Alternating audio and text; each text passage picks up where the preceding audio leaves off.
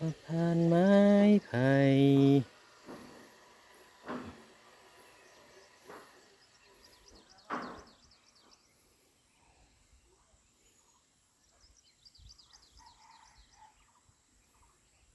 นี่ก็เก็บภาพบรรยากาศให้เพื่อนๆได้ดูกัน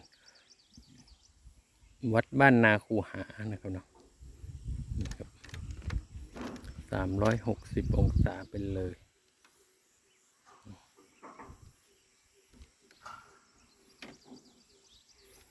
นี่เขากำลังจะทำต่อเติมนะครับมีศาลาเนาะนี่ครับ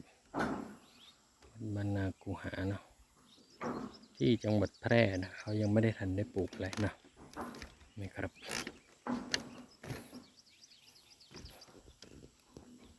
ก็เก็บภาพนิดนึงเก็บรูปนิดนึงนะ